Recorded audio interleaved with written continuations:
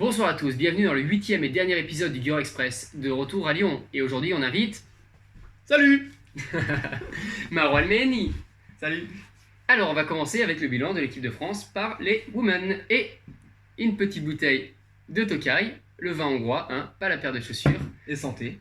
Et bravo les équipes de France. Bravo. Et bravo surtout aux filles du coup, qui finissent donc 6ème sur 15. 3 victoires seulement en 11 matchs. Donc c'est vraiment un braquage en bonne et due forme. Mais la meilleure performance de l'histoire. Et ouais, et ça franchement, c'est assez ouf de se dire ça quand même, qu'elles ont réussi à finir 6ème en ne gagnant que 3 matchs.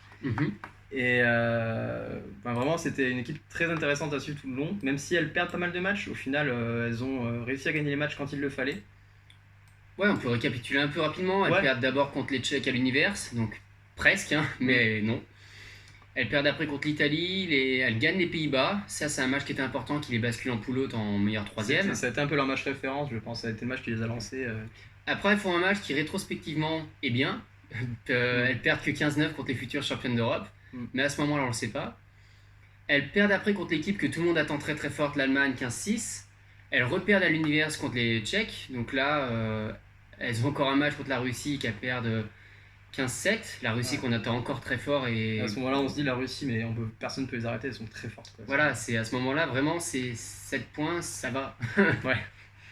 Derrière, elle joue la Grande-Bretagne, et là, on attend presque une tollée pour la Grande-Bretagne, et puis à côté, elles nous font un super match, et elles gagnent 13-11. Nouveau match contre la Russie, nouvelle victoire russe 15-6 large. Puis après, elle joue les Finlandaises, qu'on a championne d'Europe en titre, qu'elle gagne 12-10. Et puis elle termine contre l'Allemagne où elle marque 2 points de plus que la première fois, mais elle repère à nouveau 15-8.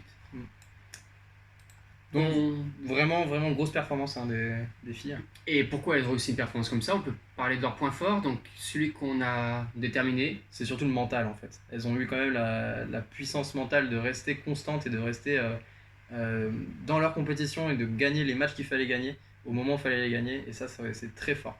Finalement, elles ont une préparation assez réussie, avoir raté leur Toms tournée et perdu tous leurs matchs pratiquement au windmill en finissant 8ème.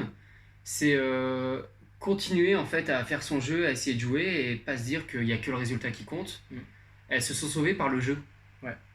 Elles n'ont pas cherché à gagner le match à tout prix, et de toute façon elles n'y arrivaient pas. Et elles ont fait du jeu, elles ont essayé de jouer en équipe, elles se sont battues. Et c'est comme ça quand ça comptait vraiment, elles étaient en forme parce qu'elles savaient faire. Ouais. Et elles n'avaient pas à réapprendre à jouer pour avancer.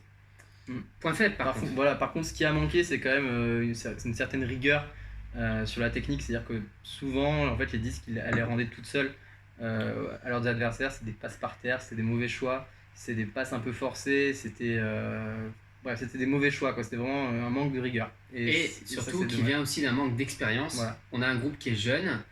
C'est une bonne nouvelle pour l'équipe de France sur un aspect. Pas pour l'équipe de France, pour la Fédération française. On a beaucoup de clubs représentés dans cette équipe. On a des joueuses qui sont plus jeunes. Donc on a une meilleure représentativité de l'Ultimate National. Représentation. Ouais, c'est pas mal ça. Voilà, ouais. Et du coup, en fait, on a plus de clubs représentés dans l'équipe. L'équipe est plus jeune.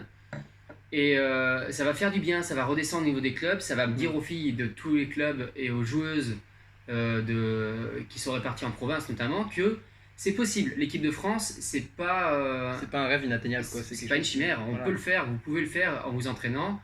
Une bonne joueuse arrive en équipe de France. Ouais. Derrière, ça veut dire déconstruire ce qui a été fait avant, reconstruire une nouvelle équipe et manquer d'expérience. Fallait passer par là. Elles sont surpayées. 6ème, c'est surpayé par rapport au niveau actuel de l'équipe. On prend, c'est génial. C'est une super performance. Et il y a un mondial en 2020 et la partie rigueur technique et expérience, ces joueuses vont continuer à travailler. Elles seront meilleures. Ouais. Et c'est sûr qu'en gardant la même colonne vertébrale de ce groupe qui a l'air de bien marcher ensemble et de vraiment faire ces résultats-là, moi une performance à peu près similaire au championnat du monde l'année prochaine, moi je prends tous les jours. C'est vraiment super ce qu'elles ont fait. Ce qui va être intéressant après, c'est de voir comment va réagir l'équipe mentalement, parce qu'il est possible qu'elle gagne plus de matchs et que du coup elle soit plus bas au classement. Aussi. Donc il faut voir comment ça évolue, mais pour moi il y a du caractère. J'ai ma joueuse de la semaine. Pour moi, c'est Nanou, voilà, qu'on appelle Anne Le Borgne. Elle a pas été extrêmement régulière sur la semaine, mais elle a été très forte quand ça comptait.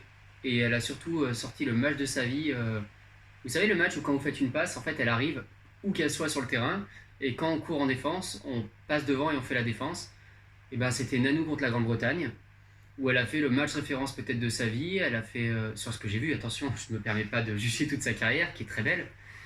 Et elle a fait une semaine qui était plus que bonne, avec ce match-là qui est celui qui compte, parce que la France, elle gagne peut-être 6 ou 7 places sur ce match. Mm. Parce que si elles le perdent, elles peuvent se retrouver après dans les limbes du classement, et si elles perdent 2 matchs, elles peuvent jouer les matchs 11 à 13. Et au final, heureusement qu'elles ont gagné, quoi. Mm. C'était bravo, hein. Ouais, bravo. Et moi, du coup, ma joueuse de la semaine, à mettre dans son contexte, parce que moi, du coup, j'ai surtout regardé les matchs qui étaient streamés et pas forcément tous les matchs qu'a vu Quentin. Moi, celle que je retiens, c'est Pauline Berthet, qui a été vraiment impressionnante. J'ai trouvé vraiment, vraiment très impressionnante. Elle arrivait, elle catchait tout, elle était toujours là quand on avait besoin d'elle, à la fois en attaque ou en défense. Et vraiment, Pauline, félicitations. Très, très, très, très beau tournoi de ta part. Puis on peut noter que c'est son deuxième gros tournoi de sa vie, puisqu'elle a fait le championnat du monde avec Iaka en tant qu'invitée l'année dernière. Et c'est son deuxième compétition internationale. Donc sa première aussi avec le maillot de l'équipe de France, du coup. Donc première sélection officielle. Donc franchement, c'est une belle sortie. Pour une sorte, voilà, pour une rookie, très très bien. Du coup, on va passer maintenant à l'aspect Spirit of the Game, avec le classement d'équipe de France qui est à nouveau le même. 6ème sur 15, avec une moyenne de 11,09.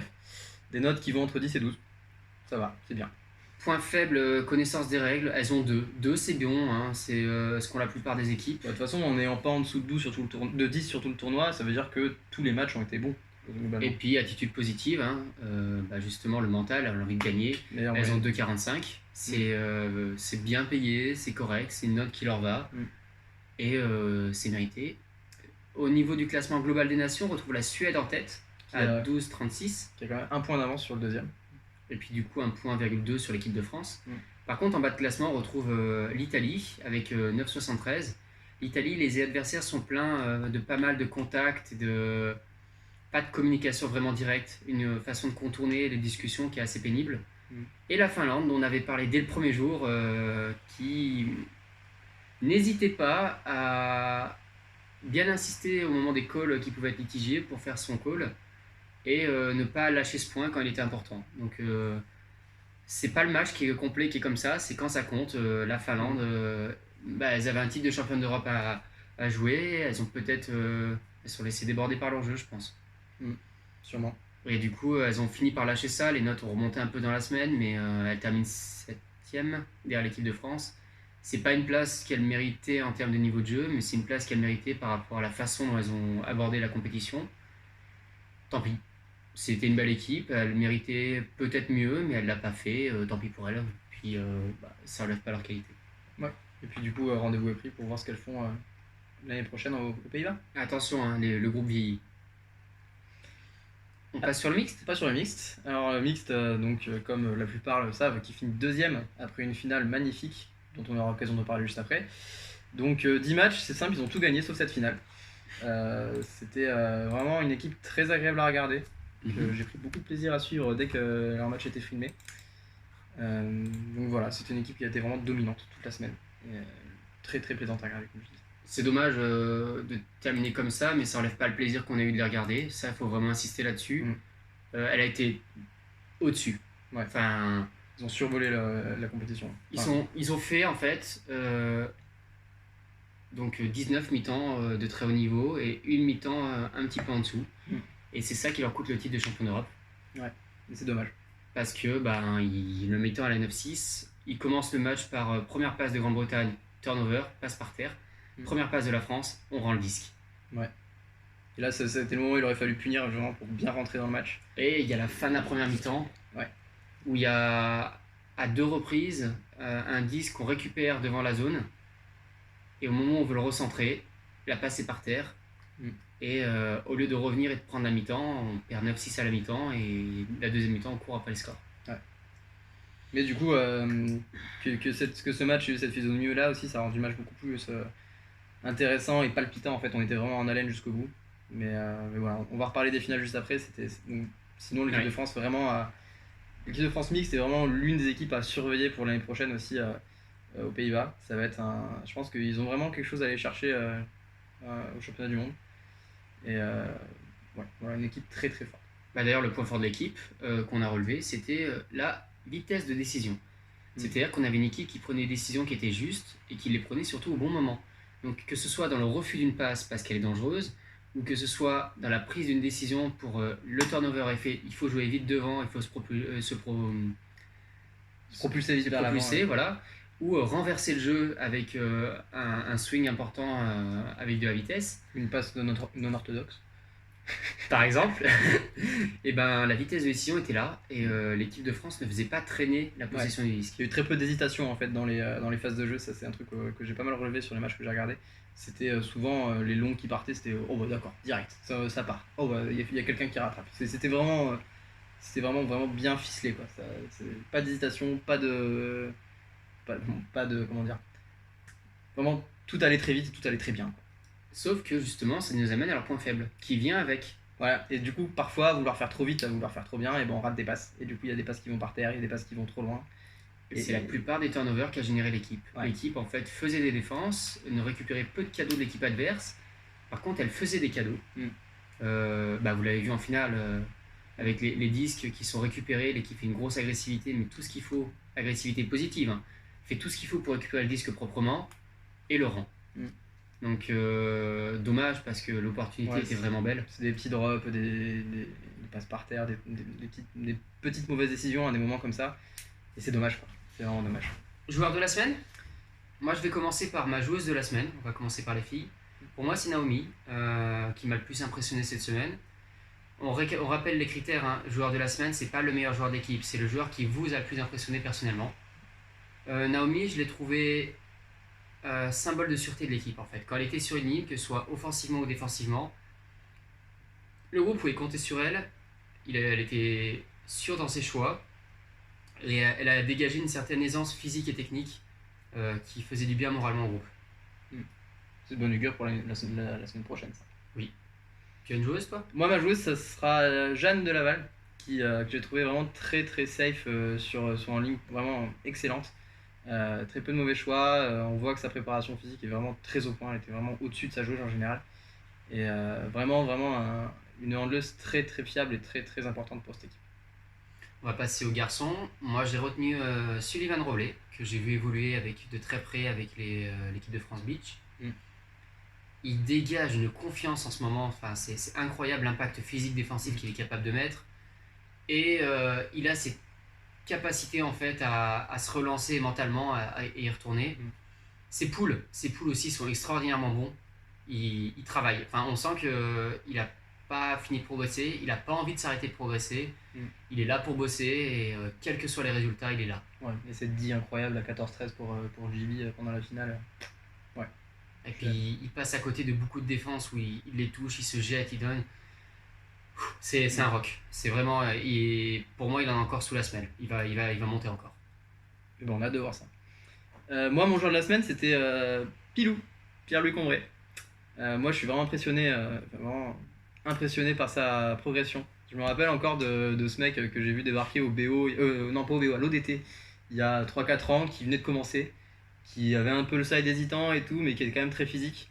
Et là, quelques années plus tard, on le retrouve cadre de l'équipe de France mixte qui défonce tout le monde, défonce en défense, défonce en attaque, et est vraiment monstrueux. Et je voulais saluer surtout cette progression et puis l'impact que Pilou réussit à avoir dans sa première année en équipe de France. C'est tout bonnement impressionnant. Je me répète, mais voilà, impressionnant. Ce qui nous ramène à une chose, hein, que ce soit Olive, Gaël Ancelin ou Pilou, n'hésitez pas à recruter des footballeurs. Hein. Ça fait des très bons joueurs derrière d'Ultimate. Faut croire, ouais. Ils ont une bonne préparation physique et on a de la formation en France dans le foot. Il n'y a pas de la place pour tout le monde. On est prêt de leur faire de la place. N'hésitez pas à les recruter. On va passer sur la partie spirit de l'équipe. Avec un spirit qui est 12e sur 19, avec une moyenne de 10,7, une amplitude de note qui va de 9 à 12. Ouais, leur moins bonne moyenne, c'est le faute et contact, donc à 1,9. Et leur avec un S, meilleure moyenne, c'est donc état d'esprit communication, 2,3. 1,9 en faute et body contact pour une équipe qui arrête pas de sauter sur l'adversaire et d'essayer de faire des défenses. Donc autant d'intensité. C'est correct, c'est vraiment c'est pas mal. Ça veut dire qu'ils ont pris sur 10 matchs, il y en a une note où ils ont eu 9. Enfin, ils ont eu 1 et tous les autres ils ont eu 2. Sur la moyenne globale, ça veut dire qu'en face ils ont accepté. et que l'équipe de France, malgré ses dives et son niveau athlétique, elle n'a pas fait trop de fautes en fait. Alors Ça, c'est bien. qu'ils avaient la possibilité d'être plus bas au niveau des notes s'ils géraient mal ça. Donc il y a vraiment de la maîtrise. Ouais. Au niveau de l'esprit des autres équipes, on a 3 équipes qui se dégagent. On a l'Irlande, la Suisse et l'Allemagne. Donc l'Irlande dans la grande tradition irlandaise 12-3 et l'Allemagne qui descend à 12,11. C'est très dense pour les 3 premiers. Au niveau du bas, je te laisse parler. Au niveau du bas, on a donc la Lituanie à 9,9 et l'Italie à 9,35. Encore les Italiens. Encore les Italiens, j'allais le dire. Intéressant de noter que la Pologne était aussi bien classée jusqu'à un match contre la Lituanie, où ils prennent 5 par la Lituanie et ils mettent 7. Ils prennent 5 la Pologne par la Lituanie et ils mettent 7 à la Lituanie en retour. Et du coup, la Pologne aurait pu finir deuxième, mais ça plombe totalement leur note. Voilà, en dehors de cette note-là, la Pologne est classée deuxième. Ils se font défoncer sur une seule note. Ça leur plombe leur tournoi et les ramène à peu près au niveau de l'équipe de France, donc entre 10 et 15e place. Les 2 équipes ont été convoquées, ils ont discuté. La Lituanie s'est excusée, avait dit quelque chose du genre ah ok, vous méritez 8. Mais dans tous les cas, les 2 équipes n'ont pas su gérer l'événement. C'est pour ça qu'elles ne méritent pas mieux et qu'on ne peut pas revenir sur les notes. Au moment du match, il fallait qu'ils redescendent. Ils ne l'ont pas fait. Ils ont préféré se faire leur petite querelle de voisins qui se connaissent en plus très bien. Et ils n'ont pas pensé à redescendre. Et finalement, ils ont préféré se saquer entre eux. Ouais, c'est dommage. Mais ils ne méritaient pas mieux. Parce que c'est à eux de faire ça. Et il y a suffisamment de monde pour le faire. Ouais, mais c'est dommage quand même dans le sport d'avoir des matchs comme ça. Enfin, ça devrait pas se voir, quoi. C'est pas le pire du tournoi. On y reviendra. On va d'ailleurs glisser dans la division, l'Open. Donc passe à l'Open. Les mecs finissent donc 14e sur 20 avec 5 victoires sur leurs 11 matchs. Donc on peut vraiment parler de contre-performance. C'est très dommage. On a pourtant une équipe qui a une grosse puissance physique qui a été au-dessus toute la semaine. Et quand on regardait, en regardant leur match, on se rendait compte vraiment que au niveau physique, il y avait vraiment du travail, il y avait vraiment une préparation qui était là. Mais ça n'a pas suffi. Ça n'a pas suffi, pourquoi ? Pour moi, on va d'abord commencer par le point fort. C'est l'impact, vraiment la puissance physique dont tu venais de parler. Il n'a pas baissé dans la semaine. Donc ok, il y a eu Nasser qui était moins rapide en fin de semaine parce qu'il était blessé à la cheville, qu'il a joué toute la semaine blessé. Mais globalement, l'équipe, elle était toujours plus forte et athlétiquement que les adversaires. Ils avaient une capacité défensivement à les tenir beaucoup plus. Mais ils ont manqué mentalement de ressources. C'est-à-dire que c'est très difficile d'arriver avec des ambitions hautes et de s'effondrer. Ça s'est vu au niveau des résultats, ça s'est vu au niveau du jeu. On prend des mauvaises décisions, on hésite un peu dans les passes, on se fait confiance, on tente des choses. Ouais, on sait pas trop pourquoi au final. Est-ce que c'est parce qu'ils sont tombés dans la facilité de leur premier match en gagnant par exemple 15-2 contre l'Ukraine, 15-3, je sais que c'est les premiers. L'Ukraine termine dernière, faut relativiser maintenant. Oui, mais même gagner un match 15-2 pour le moral et pour le mental, on dit toujours on est super fort. Est-ce qu'ils sont tombés dans ce piège-là de se dire on est très fort, on va jouer comme des gens, comme une équipe très forte, alors qu'il aurait peut-être fallu être un peu plus humble. Je sais pas, est-ce que ça revient à ce que tu disais, c'est souci mental. Est-ce que du coup ils ont eu cette solidité mentale pour essayer de tenir et être constant à leur niveau? Du coup, pas sûr. On peut revenir à la deuxième partie plus importante aussi, c'est le renouvellement de l'équipe. Il y a eu pas mal de changements dans l'équipe et il en a manqué. Finalement, on a des joueurs, des bons seconds couteaux, pardonnez-moi l'expression, mais on a Jean-Baptiste Lamouline qui s'est blessé juste avant l'événement, remplacé par Nemo, qui est un très bon joueur d'effectif, qui est un joueur dense, qui s'effondre pas mentalement, qui est un rock, on revient sur ce que j'avais dit pour Naomi, mais il fait beaucoup de bien à l'équipe et il n'est pas transcendant dans le jeu, mais il a une régularité. Ça fait beaucoup de bien. Nemo est très jeune, il faut qu'il apprenne. Et il y a plusieurs fois où il s'est retrouvé dans le tournoi à faire des défenses ou récupérer des disques et les perdre rapidement parce qu'il veut jouer comme en pick-up, il veut jouer comme en club. Et en club, il est vraiment au-dessus. En équipe de France, il n'est pas encore au niveau. Et ça va venir. Mais il était là pour apprendre et il a appris. Et il y a d'autres joueurs qui étaient là, qui sont venus pour apprendre et il fallait qu'ils fassent leurs armes. Donc entre l'hésitation offensivement, défensivement, entre les choses qu'ils veulent bien faire mais qu'ils peuvent pas, parce que ils n'ont pas encore la maîtrise, et ça provoque quelques turns et finalement il n'en faut pas beaucoup pour plomber une équipe. Si c'est au moment où l'équipe est en train de monter que ces turns se passent, on ne peut pas remonter. C'est vrai.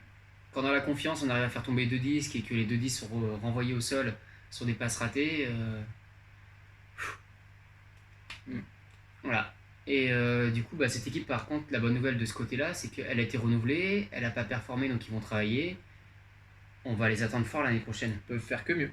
Ils peuvent faire que mieux que ce résultat-là l'année prochaine au Worlds. Et puis ils auront une grosse compétition dans les jambes, ils auront travaillé, ils verront ce qui leur a manqué. Et individuellement, ils vont revenir beaucoup plus forts. Ouais. On a pas mal de joueurs aussi qui étaient aux portes de l'équipe de France pendant des années, qui ont franchi le cap cette année. Il y a l'effet main tremblante, peur dans les jambes. Ils sont peut-être pas au niveau qu'ils ont en championnat. Donc faut voir comment ils se renouvellent. S'ils n'ont pas été pris pendant des années, peut-être qu'ils étaient juste limite par rapport au niveau de l'équipe de France. Maintenant, est-ce qu'ils franchiront ce palier? C'est au staff de voir ça, on leur fait confiance.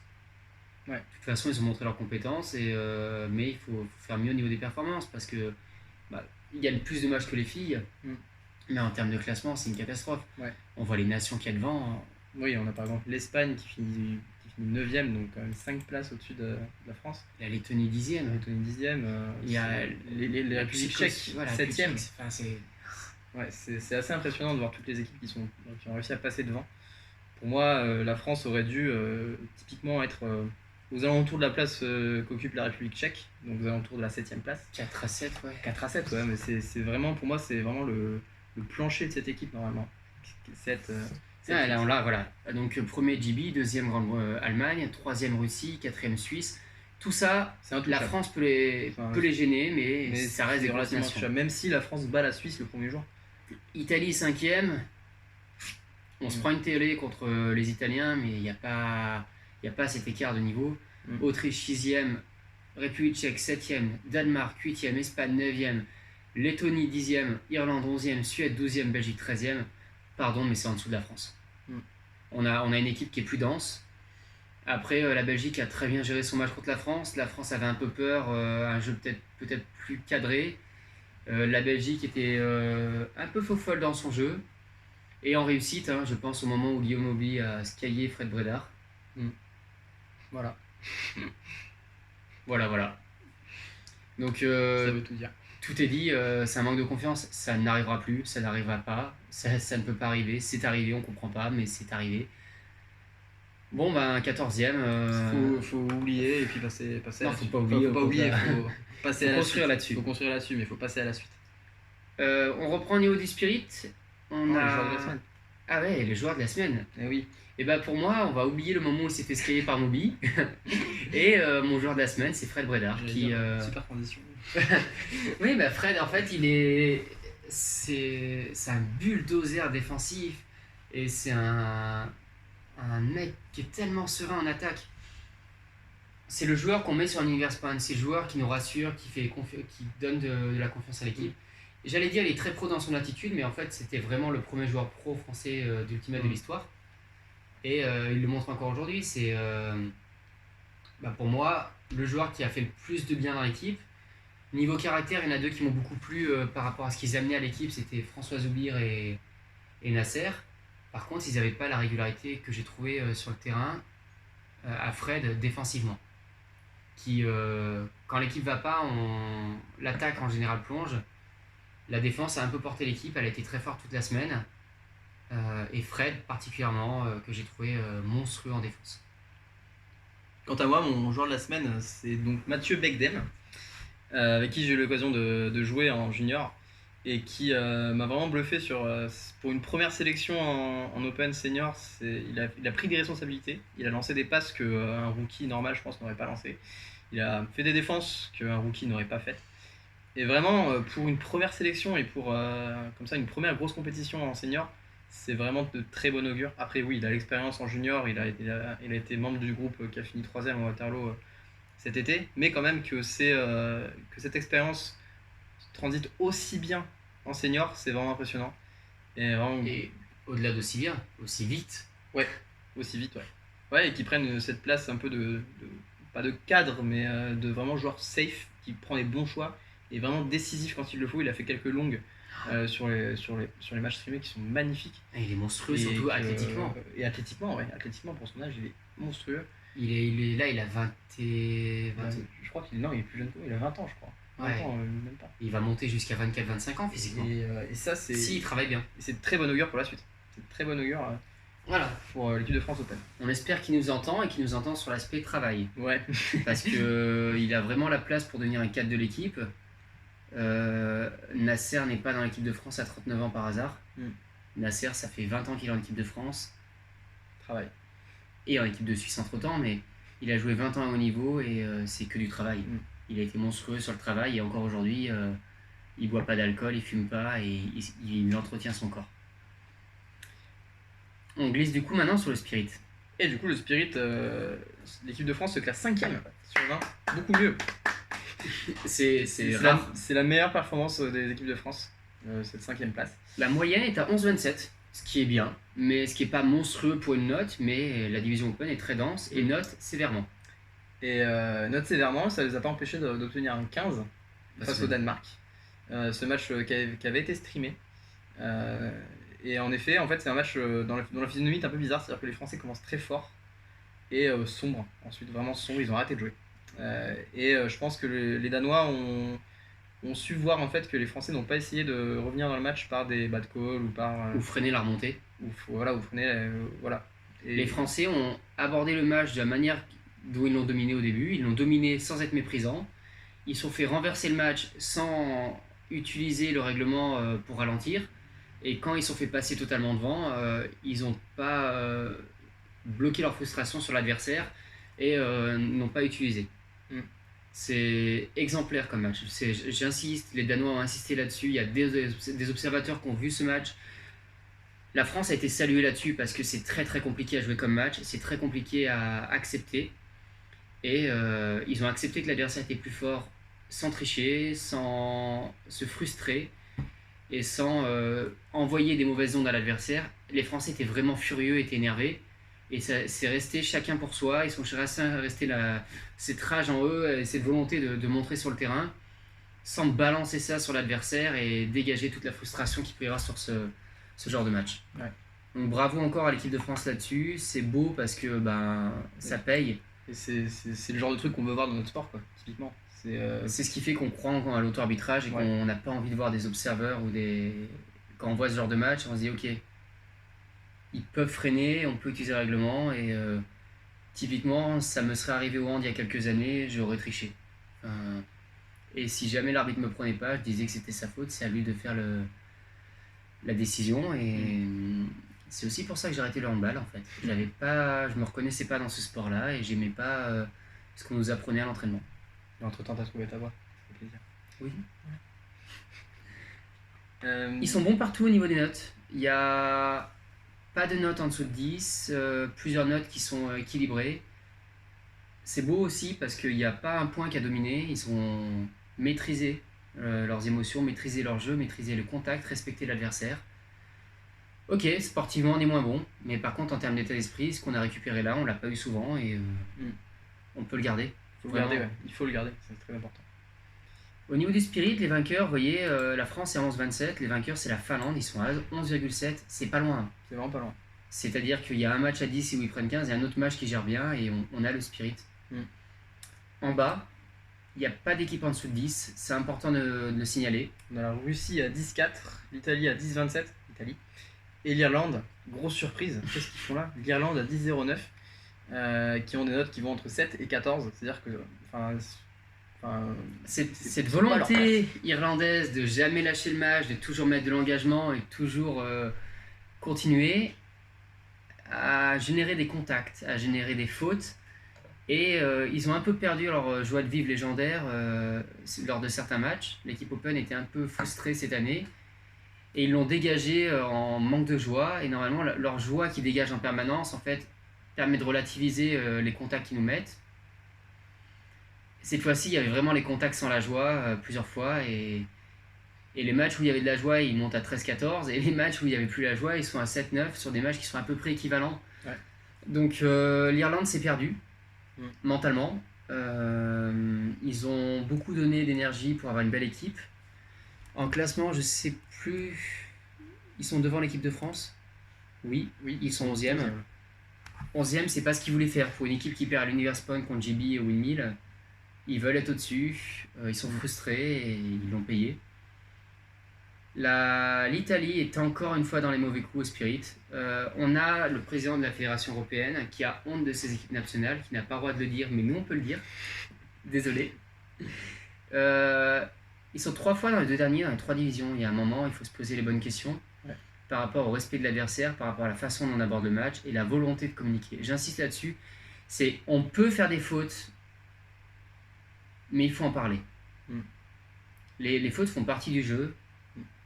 Et c'est ce qui fait la beauté de notre sport aussi. Voilà. Les fautes, c'est normal d'en faire, et c'est juste qu'après, faut les reconnaître, il faut savoir les appeler, il faut savoir en parler. Il faut une volonté de s'améliorer, c'est-à-dire que là, on est presque sur faute, d'accord, et on la recommence. Je repense à l'équipe mixte italienne qui joue contre la France, et il y a un moment, il y a un joueur italien qui fait une faute. Je crois que c'est Gaël à ce moment-là qui lui dit « bah faute », et l'Italien qui fait « ah non, mais elle est toute petite !» Et Gaël qui doit lui dire calmement « ben oui, justement », ce qui fait une faute quand même. Et du coup, il fait « bon, bah 0 !» Et il reprend le compte sans jamais redescendre en intensité, sans jamais redescendre en énervement, et en refusant justement d'accepter une faute qu'il fait, et il le sait qu'il y a faute. Et donc finalement, il accepte la faute parce qu'il le dit et que Gaël a un calme qui est exemplaire. Mais on est sur des fautes permanentes et des petits contacts, le joueur a le disque de 1 à 2 secondes, on s'arrête sur lui, on le touche, donc on le bloque dans le jeu, mais c'est pas suffisant pour qu'il appelle une faute, parce qu'on va pas appeler une faute à 1, le contre revient à 0, c'est absurde. C'est des petites choses comme ça qui gênent le jeu et qui sont à la limite de la faute. Et c'est dommage, parce que c'est des équipes qui sont agréables à voir jouer et qui jouent bien au frisbee. Et elles jouent super bien, c'est vrai. Super bien, et franchement, si on couple ça avec un bon spirit, on n'aurait pas vraiment la même image de l'Italie. Là où l'Italie, en fait, on a cette image toujours de l'équipe mauvaise en spirit. Et c'est vraiment dommage parce qu'ils sont bons, quoi. Ils sont bons. Bah, on revient d'ailleurs sur l'équipe qui a avant-dernière au classement, donc la Russie, qui a 10,4 en ayant pris à 3 sur 10, sur 20. C'est une catastrophe. Contre l'Autriche. Donc c'est un match qui avait été streamé. Et donc la Russie prend 3 et met 7 à l'Autriche. Je crois que c'est le match où il y a 2 Spirit Timeout. C'est totalement ce match. Et voilà. Et donc c'est dommage. Donc on va parler de la Russie. Moi, c'est une équipe qui est humainement j'aime beaucoup. C'est une équipe qui m'a fait un cadeau de mariage. C'est la seule équipe au monde à m'avoir fait un cadeau de mariage. Je tiens à le rappeler. Ça m'a vraiment beaucoup touché. Et pour autant, j'adore les voir jouer. J'adore l'intensité et l'émotion qu'ils mettent dans leur match. Je déteste ce qui se passe par contre au niveau de l'esprit du jeu et de cette équipe. À chaque fois que le score est serré, ils n'arrivent pas à 10. Et c'est marrant parce qu'en regardant toutes les notes de la Russie sur ce tournoi, à chaque fois que le score n'est pas serré, ils ont une bonne note. Ils ont supérieur à 10 minimum et ils remontent à des 12-13. Ouais. Et à chaque fois que c'est serré, ils descendent à 8, 7. Je pense au match contre la Grande-Bretagne, le premier qu'ils font où il n'y a aucun enjeu, c'est juste un match de poule haute sans intérêt. Ils savent que la Grande-Bretagne est au-dessus et qu'ils ne pourront pas passer. Ils prennent 13. La deuxième fois qu'ils jouent la Grande-Bretagne, en début de match, il y a une vraie volonté de battre la Grande-Bretagne parce que sinon le tournoi est fini pour eux. Et après, ils redeviennent tout doux, tout gentils, tout lisses. Et ils terminent quand même à 11. C'est-à-dire que les Anglais se rappellent qu'en début de match, les Russes n'ont pas hésité à appeler des fautes qui étaient parfois pas forcément très visibles. Je dis pas qu'il n'y a pas faute, je dis qu'ils ne les appellent pas de la même régularité tout le match. C'est très important comme nuance, c'est-à-dire que si on appelle un stall-out uniquement ou un fast-count uniquement quand il y a de l'intensité dans le match, alors peut-être qu'on est influencé par l'intensité du match et peut-être qu'il y a quelque chose qui ne va pas dans l'état d'esprit. Ouais.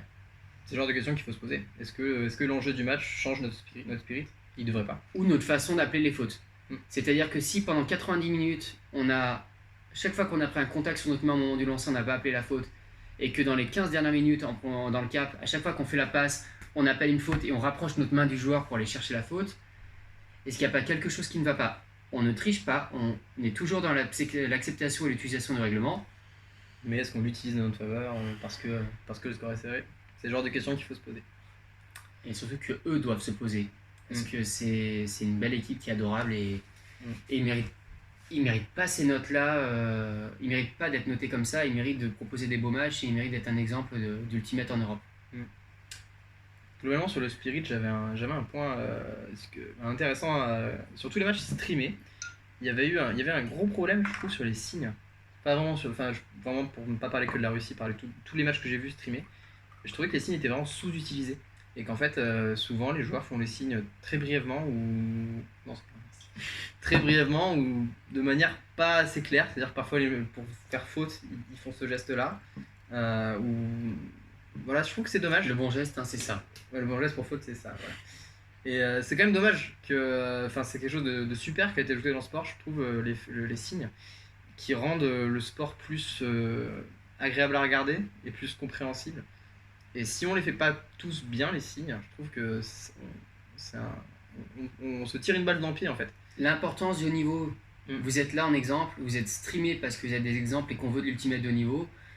On stream aussi en Europe par réaction à ce qui se passe aux États-Unis. Les seuls matchs qu'on nous montre, c'est du professionnel avec des règles qui ne sont pas les mêmes.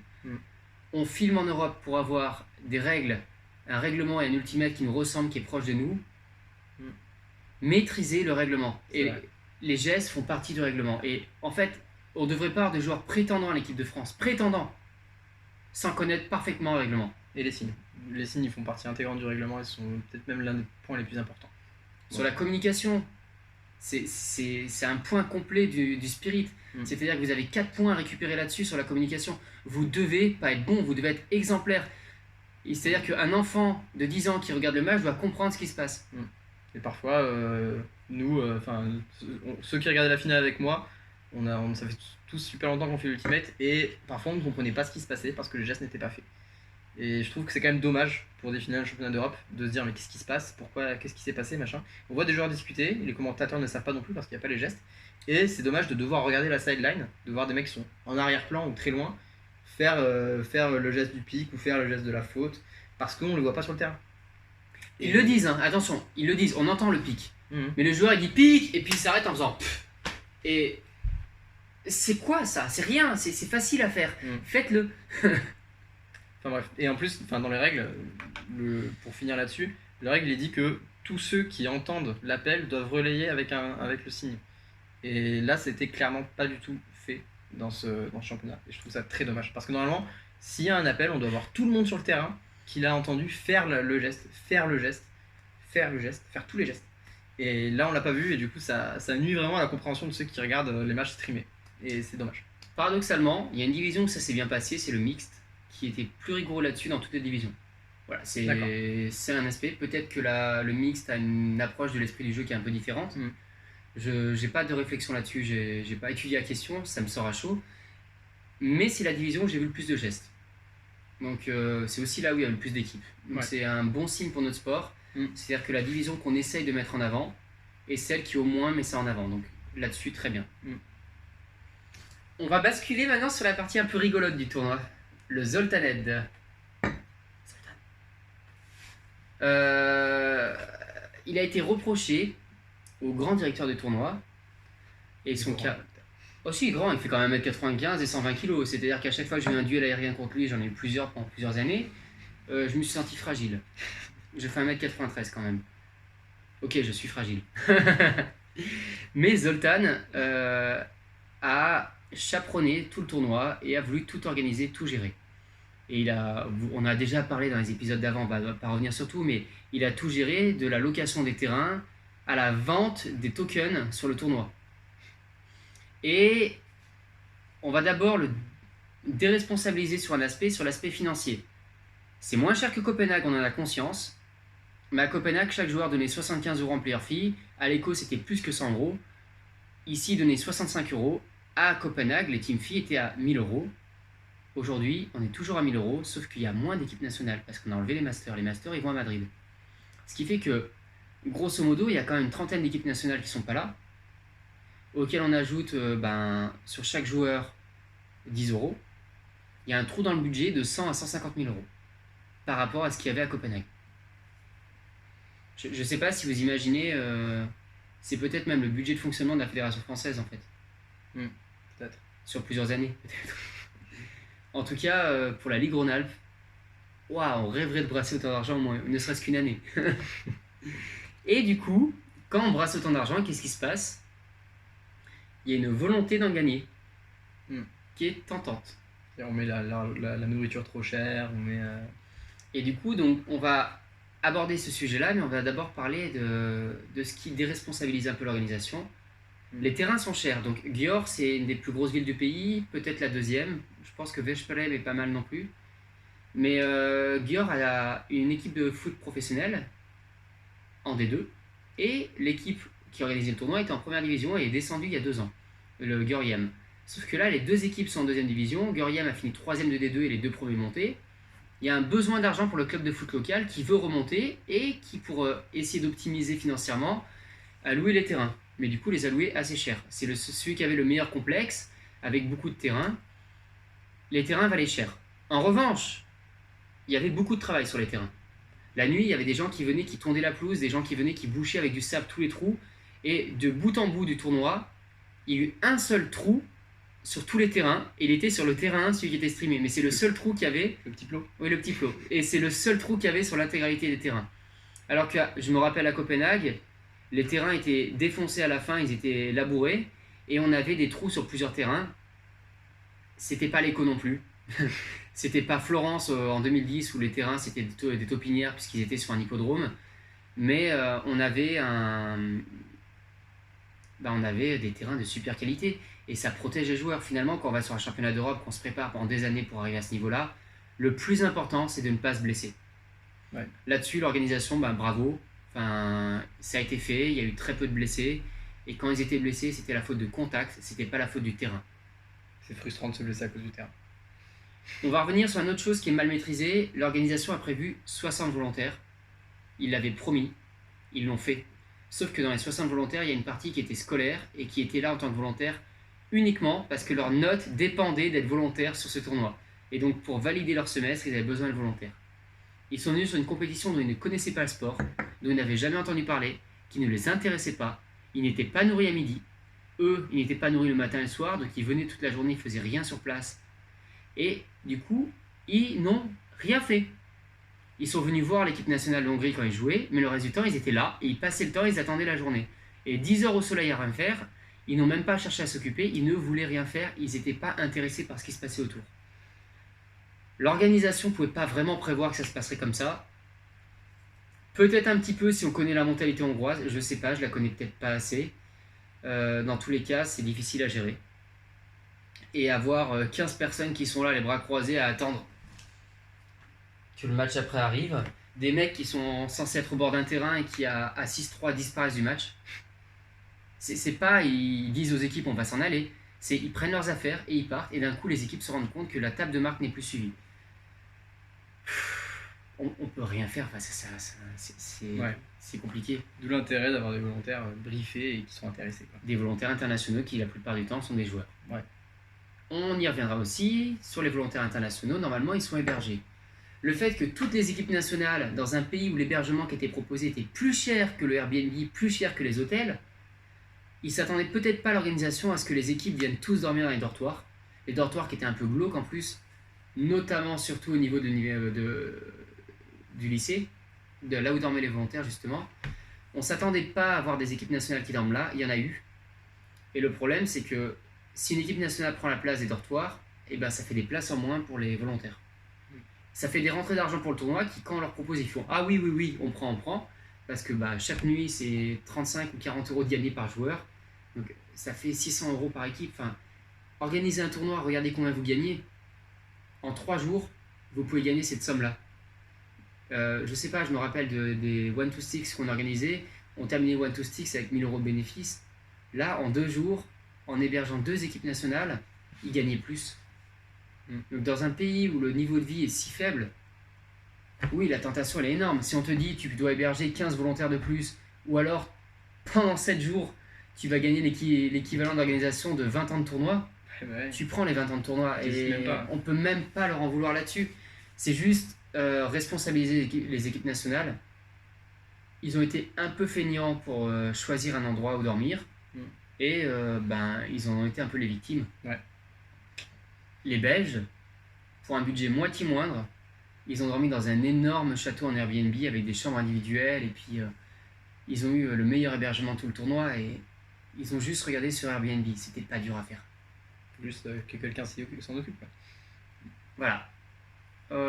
Ensuite, pour la partie ombre et tribune, je te laisse parler un petit peu. Oui, de ce qu'on m'a dit, tous les terrains avaient un point d'ombre et 5 terrains, je crois, avaient des vraies tribunes couvertes. Et ça, c'est un gros plus. Parce que Le point d'ombre était minime, c'était des petites tonnelles qui sont arrachées la plupart avec le vent. D'accord. Mais ils n'étaient pas là le premier jour. Ils sont apparus dans le tournoi, mais ils étaient là. Et ensuite, pour les tribunes, il y avait de quoi héberger en chaque tribune au moins 2 équipes. Et dans les plus grandes, 5, 6, 7, 8. Et ça, c'est cool. Parce que quand on n'a pas de match, c'est toujours très plaisant de pouvoir se poser vraiment dans une vraie tribune pour regarder du frisbee, quoi, pour regarder des matchs. C'est toujours mieux que de s'asseoir par terre au soleil ou dans un coin par terre à l'ombre, quoi. C'est beaucoup mieux d'être dans une tribune. Une douzaine de vestiaires. Aussi. Et ça, voilà. c'est plutôt bien. Un terrain complet couvert qui était à l'ombre. Qui était utilisé du coup par Tokai, non, pour les tests aussi. Tokai avait l'équivalent de ce qu'on a là. Ouais, un coin du terrain. Oui, qui était utilisé par aussi Budapest, Cité européenne du sport 2020, qui était utilisé par Decathlon local, par Lucky Grass, par la fédération de UF. Bah, c'est toujours cool d'avoir un terrain. Et malgré tout ça, il y avait quand même des équipes qui s'échauffaient dessus, 1 à 2 équipes qui s'échauffaient parce qu'il y avait de la place. Bah, c'est cool. En cas de pluie, ils étaient prêts. Ils avaient peut-être plus d'espace couvert qu'en avait Londres en 2020, alors qu'il y avait plus de seulement un tiers des équipes qui avaient à Londres. Au final, les installations étaient vraiment bien. Voilà, donc on peut râler. Ils ont fait un bel effort et on avait un super endroit. Maintenant, on va parler de ce qui fâche. Ce qui fâche, on va commencer personnellement avec, je pense, je peux parler pour John aussi, John Coffey. Pour les photographes, on était 2. Je ne sais pas si vous vous rendez compte, il y a 12 terrains sur place. Il y en a 2 à côté. Avec John, on n'est pas allé voir les 2 terrains à côté. Ils étaient à 800 mètres en théorie, en fait, ils étaient à 1,5 km. 800 mètres, c'est à vol d'oiseau, et à vol d'oiseau, autant vous dire, c'était pas possible.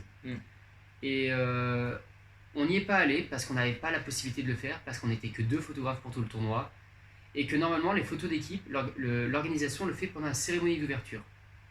On les fait, clic, clac, clac, et le premier jour, toutes les photos sont en ligne, c'est réglé. On n'a pas eu de timing pour faire les photos d'équipe, on n'a pas préparé les équipes nationales pour le faire, et on a exigé de la part des photographes qu'ils fassent les photos avec une énorme banderole, que vous verrez sur toutes les photos. Et il y avait une banderole pour les 2 photographes, disponible à partir du 2e jour de tournoi. Donc on a couru pendant tout le tournoi, après les équipes nationales.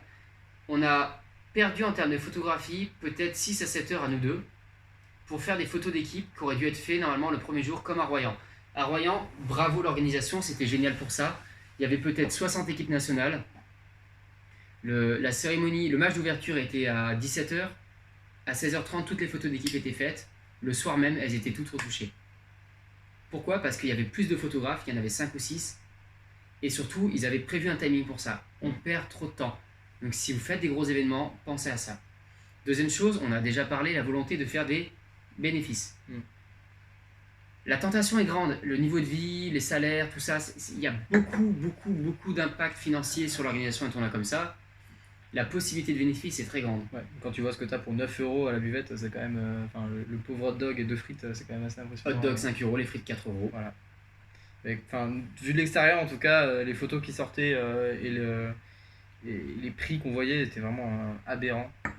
Et vu de l'intérieur, on n'a pas idée, puisque quand on a vu les prix, on n'a pas allé manger là. Ouais. Et au final, c'est un piège, quoi. Ils veulent faire du bénéfice en mettant la bouffe trop chère, et au final, personne ne vient y manger. Alors, Zoltan, j'ai parlé avec Zoltan. Il m'aime beaucoup. Il a peut-être raison. de vous t'aimer. Oui, parce que je le défends beaucoup. Il a pas mal de choses que je comprends. Mais sur la partie nourriture, il voulait pas s'en charger. Ça a été imposé par le UF. Donc ils leur ont exigé de leur part d'avoir une grande tente avec de la place. Et ils ont l'obligation de vendre de la nourriture. Donc ils ont vendu de la nourriture. Et ils sont basés sur les prix des grandes compétitions européennes. Donc là, l'idée pour eux, c'était peut-être de vendre moins. Plutôt que de vendre 20 hot dogs et faire du bénéfice sur 20 hot dogs, là ils faisaient le bénéfice de 20 hot dogs sur un seul hot dog. Et du coup, en termes de logistique, il y avait beaucoup moins de monde, beaucoup moins de travail et beaucoup moins de choses à gérer. Ouais, mais au final, je pense pas qu'ils aient été vraiment bénéficiaires sur la buvette. Non, mais en logistique, ils avaient moins à gérer et du coup, il n'y avait pas beaucoup de monde là-bas. Et heureusement, parce qu'au final, ça aurait été... ils auraient été débordés. Si les prix étaient bas, ils auraient été débordés. Il n'y a qu'à voir les... Et finalement, la nourriture n'était pas de qualité. Voilà, en plus. C'est du surgelé.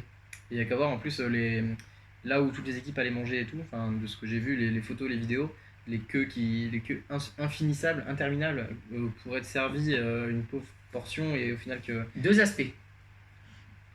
Premier aspect, ça ne concerne que ceux qui étaient à l'université. Mhm. Ceux qui étaient au lycée, on s'est pas plaint. On s'est plaint un petit peu du goût de certains produits, mais j'ai vécu en Slovénie. Je peux vous dire qu'ils mangent vraiment ça là-bas. Il n'y a aucune insulte qui a été faite aux joueurs européens. Ce qui nous ont servi, c'est des choses que eux aiment. On n'aime pas, c'est nos goûts. On ne peut pas reprocher que ce soit pas bon. C'est juger leur culture. Et vraiment, on ne peut pas aller sur place pour juger leur culture.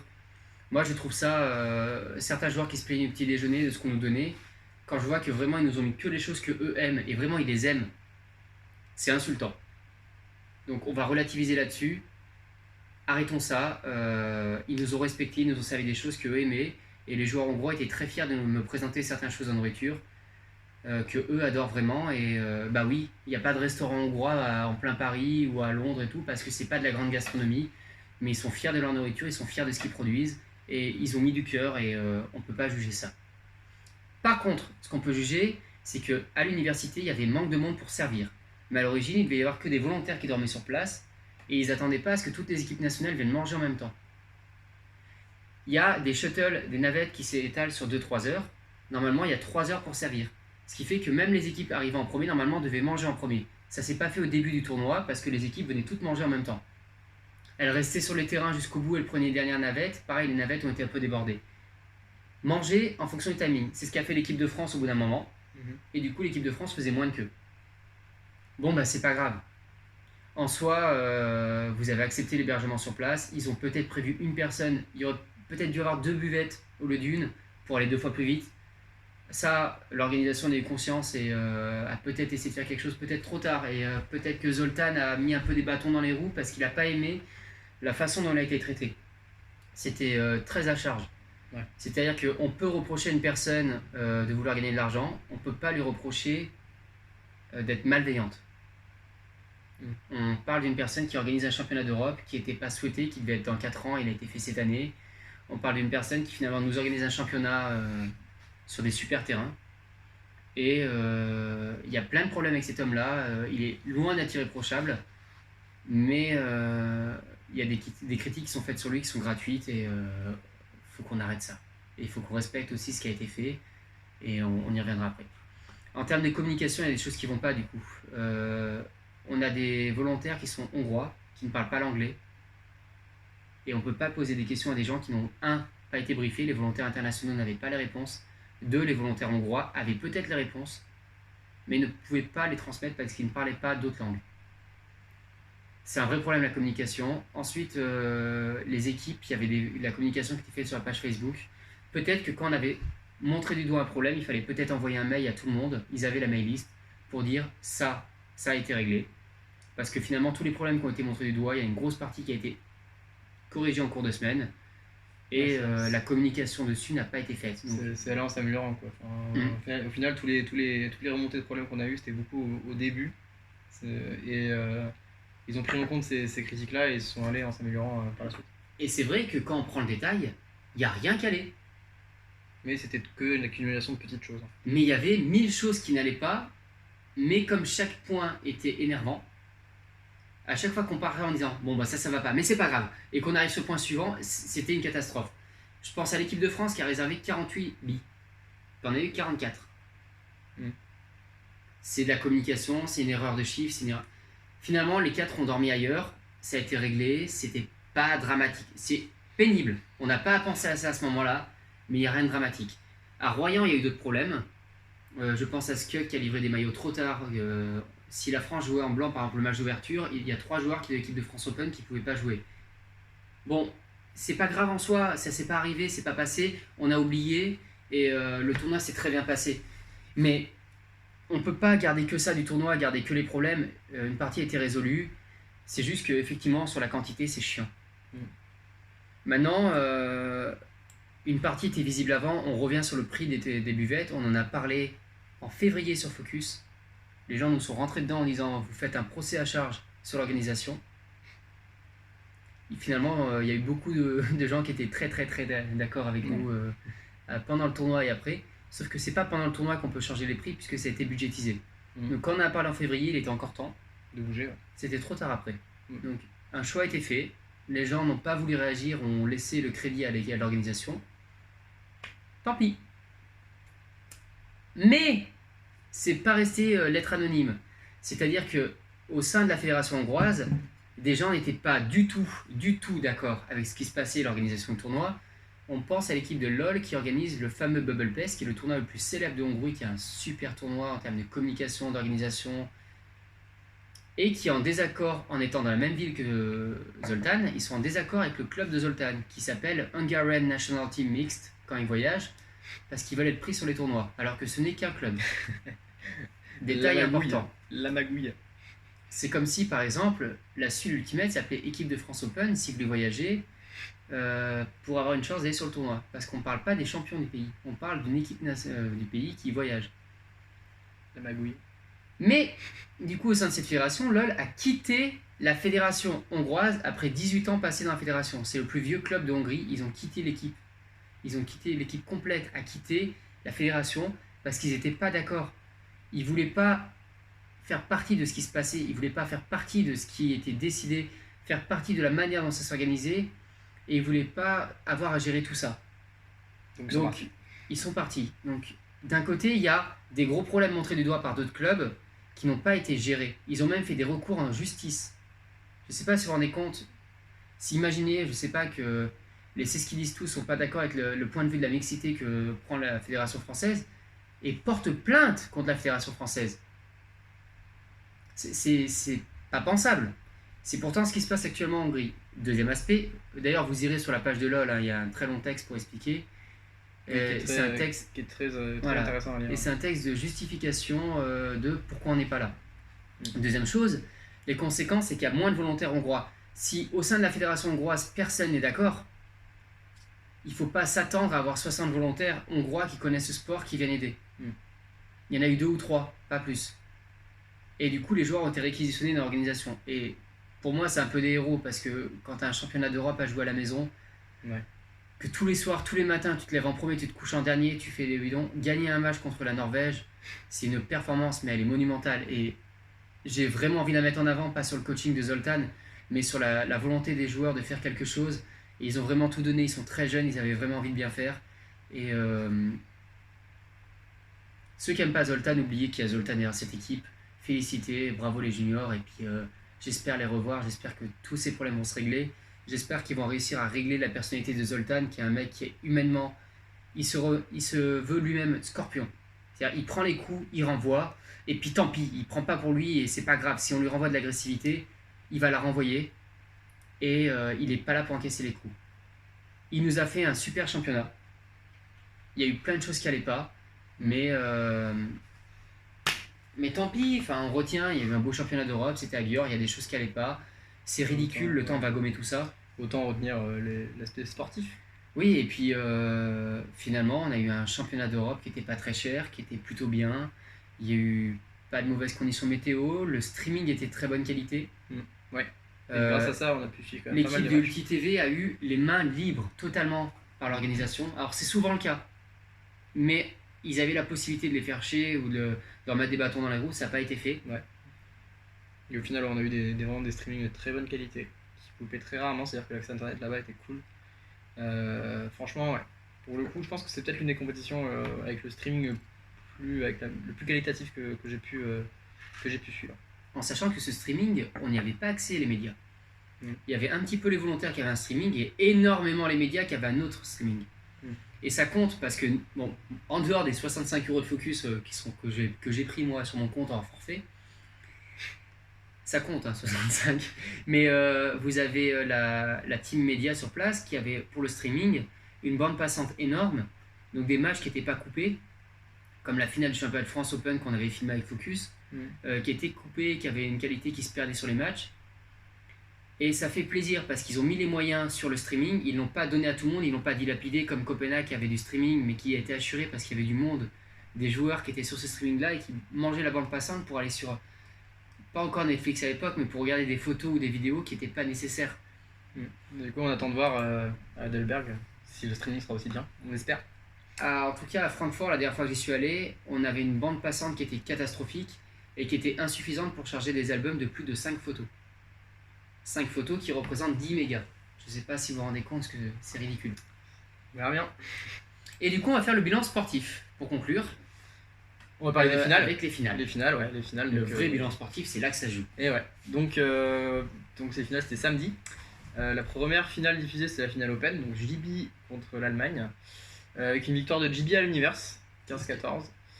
Alors, qu'est-ce qu'on peut dire de cette finale? J'ai trouvé JB très propre dans ses choix, dans ses décisions. Il n'y a pas eu beaucoup de turnover. Je crois qu'il n'y en a pas eu d'ailleurs jusqu'à 5-5 ou 6-6. Ils ont mis du temps.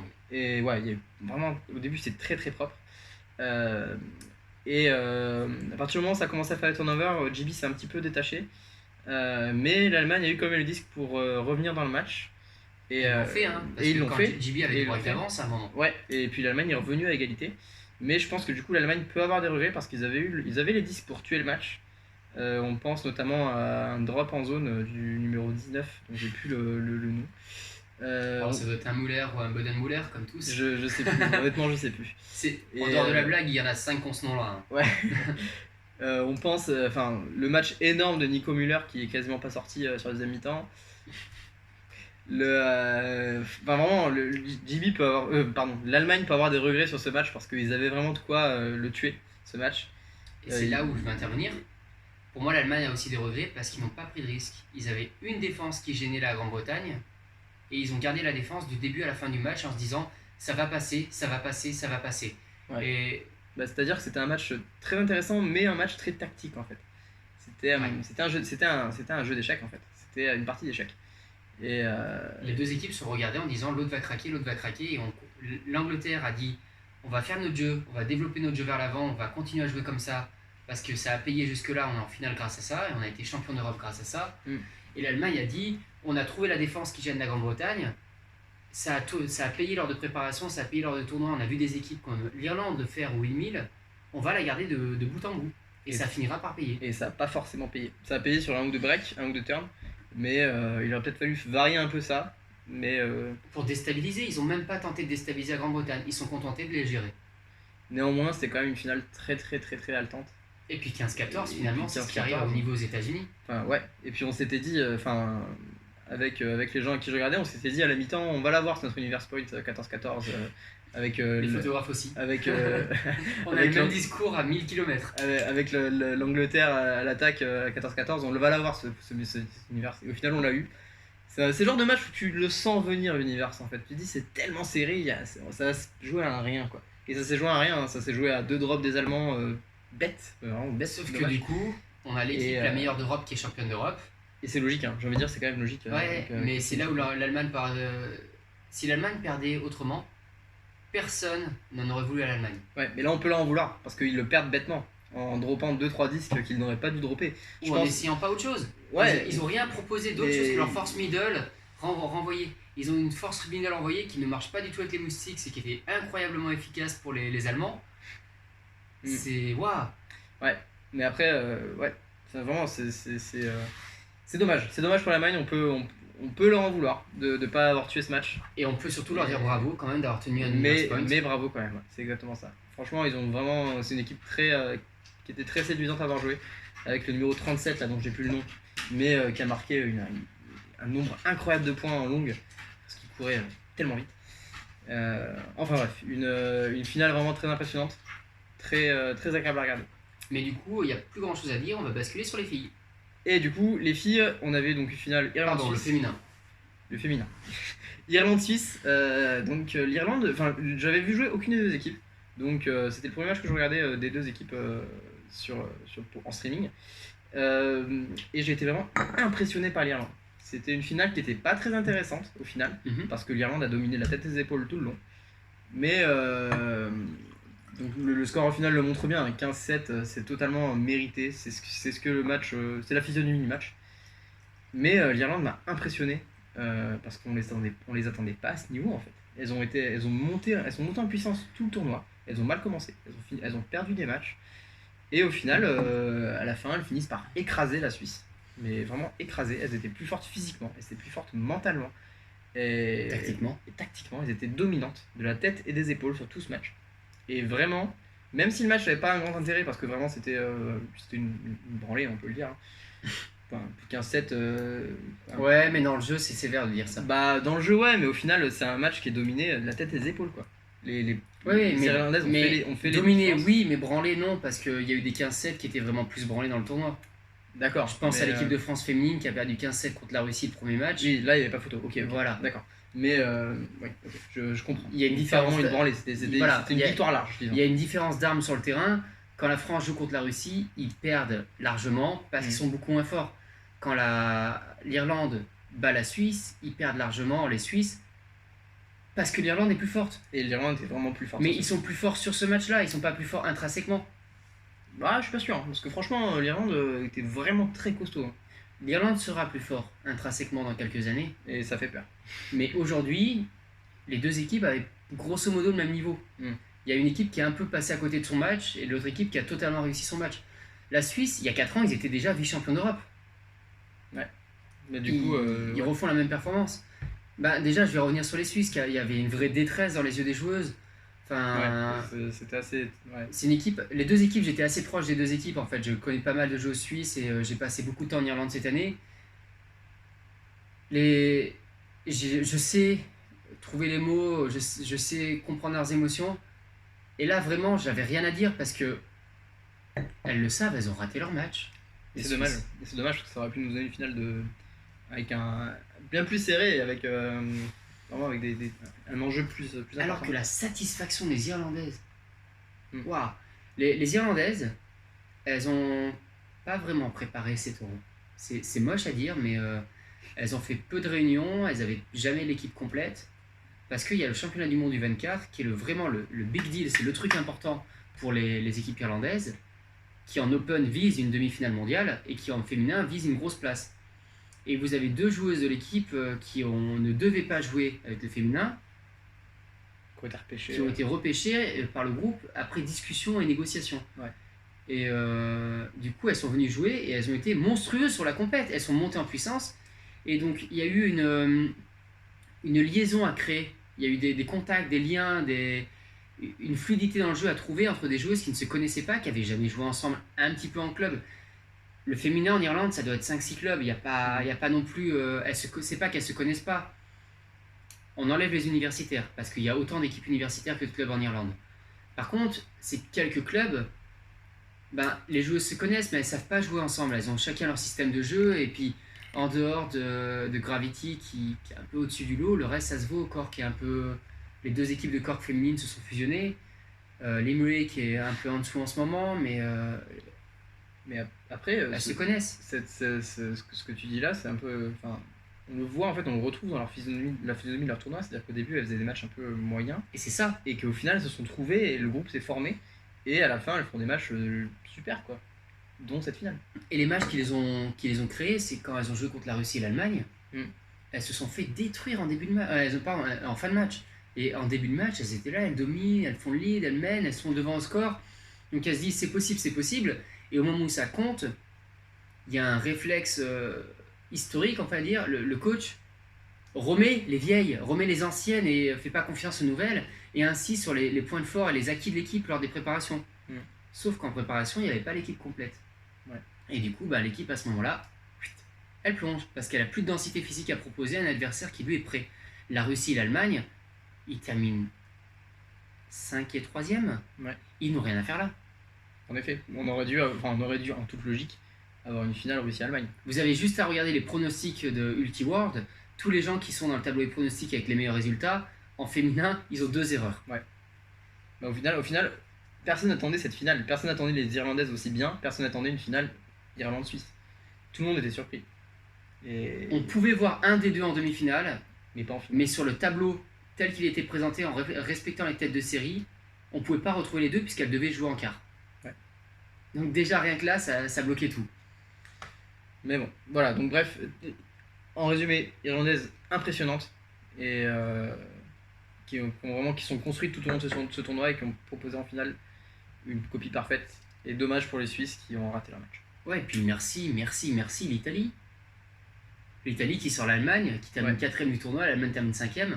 On rejoue ce match 20 fois, 19 fois les Allemands le gagnent. Ouais. Du coup, les Irlandaises peuvent remercier les Italiens, en effet. On va basculer sur le mixte. Le mixte. Alors, la finale mixte. Cette fameuse finale mixte France-Angleterre. Alors, on a commencé fort avec une première mi-temps totalement ratée par l'équipe de France. Je crois que les Anglais prennent la mi-temps à 8-5. Ah, totalement. 8-5. Non, raté. Voilà. Donc, non, totalement raté, il y a 9-2. À la 9-2. Non, si c'est totalement raté, il y a 9-2. Elle est ratée. Donc là, 9-6, tu joues 9-6 une finale du championnat d'Europe, c'est un bon match quand même. Ouais, mais t'as quand même 2 breaks, enfin voilà. t'as 3 breaks, donc c'est quand même très compliqué à ce niveau-là de remonter. 2, il commence au score en fait. La France marque le premier point, mais c'est une défense. Ouais. Si je me trompe pas. Enfin bref, la première mi-temps est vraiment pas aboutie de l'équipe de France. Heureusement, ils ont su se ressaisir en deuxième mi-temps et amorcer une remontada qui aurait été magnifique. En tout cas, on y a tous cru jusqu'au bout. La deuxième mi-temps, du coup, était vraiment magnifique de l'équipe de France. Vraiment bien réussi, les points, ils ont mis des breaks, ils ont mis des défenses magnifiques. Jusqu'à cet Universe Point, du coup, 14-14. On en parlera du côté historique, on va revenir un peu sur le match, mais ce point était trop important, faut en parler à part. Ok, on se garde cet Universe Point pour après. Donc sur partie jeu, l'équipe de France qu'elle a proposé était hyper intéressante en termes défensifs, avec une variation des défenses et une vraie volonté de gêner l'adversaire. On n'était pas sur une volonté de jouer sur les qualités défensives uniquement, mais sur casser le jeu des Britanniques pour pouvoir les faire douter et mettre de l'impact défensivement sur des mismatchs ou surtout sur une hésitation. Et c'est là où on a généré plus de turns. C'est pas sur le mismatch où il y a un mec qui allait faire une défense sur une fille, comme ça se voit souvent en mixte. On était sur des joueurs qui, par leur positionnement technique, que ce soit des joueurs ou des joueuses, il y a eu des belles défenses de joueuses, qui sont venues faire la différence et qui, techniquement, elle était bien abordée. Par contre, ce qui a manqué, c'est des petites passes par terre, des petits drops, des petites fautes de main. Et il y a quand même 4 disques perdus lors de la finale dans les 10 premiers mètres de l'équipe de France face à la zone. Ils ont raté un nombre de premières passes impressionnant. 4 disques sur un match perdu d'1 point, on les jette par terre devant notre zone. Et c'est pas une défense. Ça, c'est dommage. C'est tellement dommage. Parce que l'opportunité est unique tous les 4 ans. Bah oui. Il y a, pour la plupart des joueurs, il n'y aura pas l'opportunité d'être à nouveau champion d'Europe. Bah oui. Et c'est tellement dommage de se dire que ce match, en fait, il se tient à ces quelques passes par terre, à ces quelques premières passes ratées. Pour moi, est-ce que c'est l'enjeu qui est trop important? Est-ce que c'est la pression défensive de l'Angleterre qui est trop forte? Je sais pas, mais c'est vraiment dommage de perdre ce match. Il y a du mental, il y a la main qui tremble. On pense à il y a quelques... Gaël a le premier point. Gaël qui a fait, je crois, 3 turns sur ce match. Soit 3 turns direct. Soit 3 de plus que tout le reste de la compétition. Mais bref, c'est vraiment dommage de perdre ce match sur ce genre d'erreur. On leur en veut pas parce qu'ils nous ont quand même offert une finale d'anthologie. Et finalement, j'ai la même sensation qu'avec les Master Mixed au beach. Ouais. J'ai la sensation qu'on est la meilleure équipe d'Europe. Ils gagnent pas à la fin, mais j'ai une fierté de cette équipe. C'est moi aussi, je suis vraiment. C'était. Vous savez le côté qu'on déteste des Français à l'étranger, mais là je l'ai. Le chauvinisme. Ah ouais, vraiment les gens qui disent c'est dommage vous l'avez perdu. Je fais oui, mais on a la meilleure équipe. Ouais. Mais à vrai dire, avant le tournoi, tout le monde voyait les Français gagner largement. Et pendant le tournoi, les gens ont fait waouh, les Français. Ouais. Les gens ont vu jouer les Anglais, ont fait ok, l'Angleterre est pas mal, mais waouh, la France. Et quand on bat l'Allemagne d'1 point à l'univers, on s'en sort bien. L'Allemagne met une pétée et se prend une pétée face à l'Angleterre. Mais waouh, on a toujours la sensation que cette équipe, on a la plus belle équipe, mais pas juste dans le jeu, mentalement. On a l'équipe la plus prête mentalement, on a l'équipe la plus prête physiquement, on a la diversité technique et tactique la plus importante, et on perd. Ouais. Je pense ressentir ce qu'a ressenti l'Allemagne en féminin. C'est on a la meilleure équipe. Voilà. Mais on a perdu. Et c'est important, je l'aurais dit avant les podiums, mais merci, enfin vraiment merci Mm. beaucoup l'équipe de France. On Je va pense que- parler d'Universe Point maintenant, mais Je pense que vous vous rendez pas compte à quel point vous avez fait vibrer tout l'Ultimate français à distance. Et Vraiment, puis, il y avait une vous émulation êtes- ici qui était assez impressionnante. vous êtes une équipe fédérale. Mm. Vous êtes l'équipe pas de la fédération, vous êtes l'équipe des joueurs d'Ultimate. Vous représentez les joueurs de France. Et Ouais. dans un sport mixte, on est fiers, vraiment très très fiers d'avoir ça en fait. Ouais. Ouais. On le dira peut-être jamais assez, on va toujours un peu sous-évaluer en disant merde, on avait la meilleure équipe, on aurait dû gagner. Mhm. Mais en termes d'attitude, d'état d'esprit, de jeu, d'intensité, on pourra regarder cette finale dans 20 ans en se disant ouais, on avait une équipe de France. Enfin, waouh! Mhm. Il n'y avait pas de point faible. Et même les remplaçants, ils étaient monstrueux. Mhm. Et dans l'état d'esprit, ce qu'a apporté Ben, ancien des Moustiques, faut le signaler. Mhm. Ce qu'a apporté Sarah, joueuse des Moustiques, Mhm. faut le signaler. Ou Rudy, membre Focus, on peut en parler. Qui a prêté son maillot pendant la finale à Lucie, et tout, pendant genre la moitié de la finale, le commentateur disait arrêtez pas de dire bravo, bravo, bravo. On pensait qu'il jouait, ça faisait bizarre. Ah, c'est marrant ça. Ouais, il a prêté son maillot à Lucie Ruffier, et du coup, pendant genre la moitié de la finale, le commentateur disait bravo, bravo on the disc. Et du coup, à un moment, quelqu'un lui a dit parce il a changé, mais c'était vraiment rigolo. On se dit, mais attends, mais c'est pas Rudy ça? Non, Enfin, mais ouais, on est fiers. on est super fiers. Il n'y a pas d'autre mot. Si Ouais. vous perdez, bah, c'est pas grave, on vous aime. Ouais. Et on Et vous puis- connaît même pas tous et on vous aime tous. Ouais, et puis une pensée aussi à Clara Mathias qui s'est pété le bras un mois avant la compétition à Lyon au féminin. Et qui est venu. Et qui est venue quand même. Et qui était là tout le long et qui était Et c'est vraiment exemplaire sur la ouais. scène. Et surtout, elle était souriante et positive. Et ça fait vraiment du bien, je Ouais. pense, au groupe. Et ça, franchement, chapeau pour ça. Puis après le coaching, Olive, Mm. il monte son club à Cognac. Mais s'ils se rendent compte de la chance qu'ils ont, enfin, c'est commencer un club avec ça, mais c'est incroyable. Mm. Il n'y a pas que Oli, hein. Il y a- Hein. Il y a pire pour commencer un club, c'est sûr. Et du coup, maintenant, on va parler d'Universe Point. L'Universe Point. Je vais laisser Marwan, je suis un peu débordé par l'émotion. Ce fameux Universe Point. Alors, c'est JB en attaque. Alors que juste avant, on a eu deux breaks de la France, je crois, si je me souviens bien. Dont un avec une défense impressionnante de Sully, genre à 15 mètres de la zone anglaise. Donc du coup la France commence ce point avec le momentum, enfin avec l'élan, avec enfin comment dire, ils avaient cet état d'esprit positif parce qu'ils venaient de mettre deux breaks. L'Angleterre commençait à douter, ça se voyait dans leur passe et dans leur façon de jouer. On commence ce point, on sent directement la tension et la pression française. Les Anglais quand même remontent bien le disque. Et là, le jeu s'arrête. On comprend pas trop pourquoi. Nous, on se dit, mais qu'est-ce qui se passe? Pourquoi tout le monde se regarde? Pourquoi tout le monde crie? Et là, gender mismatch. Truc qu'on n'avait jamais vu. Enfin, moi, perso, j'ai jamais vu ça. Gender mismatch, c'est surréaliste. Dans un universe point de championnat d'Europe, de finale de championnat d'Europe, multiverse point, même comme ils avaient dit sur le stream.